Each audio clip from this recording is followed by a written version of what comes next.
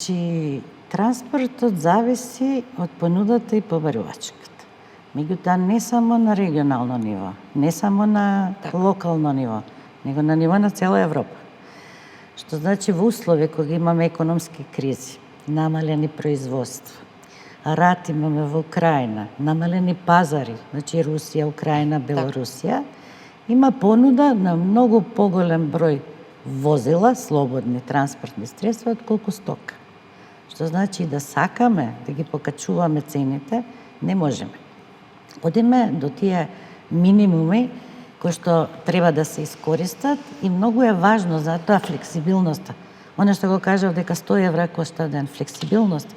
Колку побрзо се вртиме, толку повеќе. Исто сега доставивме барање и до Министерството за финансии да пратат дописи, писма до сите овие држави кои што не ни ги враќаат данок на додадена вредност. Еве, например, Маđarска очекуваат само едно писмо, бидејќи државата која што не е членка во Европска унија мора да каже дека во реципроцитет ги враќа овие давачки. Од друга страна исто доставивме писмо за да се издвојат професионалните возачи од сите други лица кои што користат дневници, со тоа да се одреди сума која ќе биде 100 евра, да кажеме, дневно, на која нема да се праќа персонален данок на личен доход.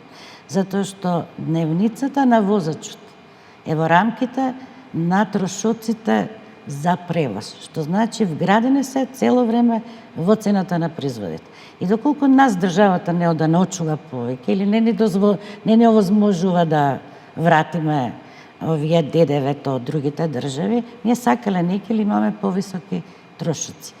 Али заради условите на работење во овие услови кои имаме намалено производство, пласмани, пазари, значи не одиш на повисока заработувачка, него одиш на намалување на заработувачката за да ги покриеш сите овие трошоци.